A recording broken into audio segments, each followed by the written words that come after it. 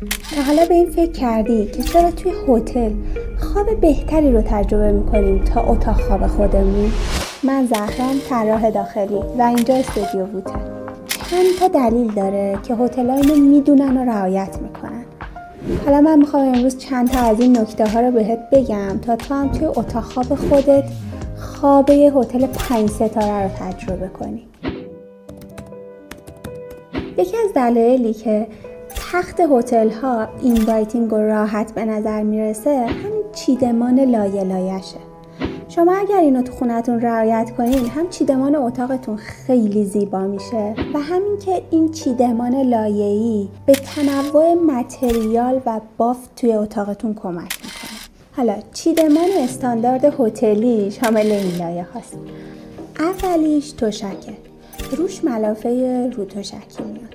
2 تا بالش زیر سر، 2 تا بالش پشت سر و 2 تا کوسن کوچیک هم جلوش میاد. یه لحاف با رویه تمیز و مرتب و شال تخت. این لایه ها به اتاق خواب شما عمق میدن و باعث میشن که خواب راحتی رو تجربه کنید. اگه دقیقاً میخوای که همون وایب هتل رو از اتاق خوابت بگیری، هدبورد تختت باید پارچه‌ای و نرم باشه.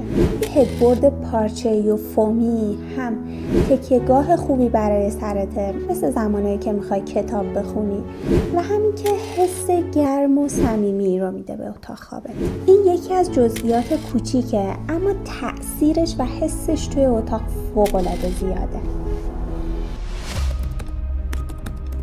اگه گرمایی هستی من صمیمانه بهت توصیه میکنم دور ساتن رو خط بکشی، چون لمس گرمی داره. پس تو همیشه توی شب با احساس گرما از خواب بیدار میشی و این میتونه رو کیفیت خوابتو تاثیر بذاره. به جای ساتن از لینن استفاده کن که هم لمس خنک‌تری داره هم سبک و قابل تنفسه.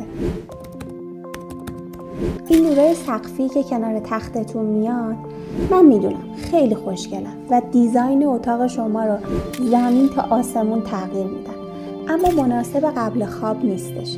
وقتی که شما دراز کشیدی این نور همیشه تو چشم شماست. پس یه آباژور با نور گرم همون نوریه که باعث میشه شما راحت تر وارد فاز خواب بشین. اتاق هتل همیشه خلوت و آرومه، پس شلوغی بصری رو تا جایی که میشه تو اتاقتون کم کنین و روی پاتختیاتون رو خالی از وسایل نگه دارین. با همین چند تا نکته ساده میتونی هم خواب بهتری رو تجربه کنی و هم اتاقت رو چند سطح لول اپ کنی. اگر که این محتوا رو دوست داشتین حتما لایک و سابسکرایب کنید و توی کامنت ها بگین که دوست دارین ویدیوهای بعدیمون راجع به چه موضوعاتی باشه.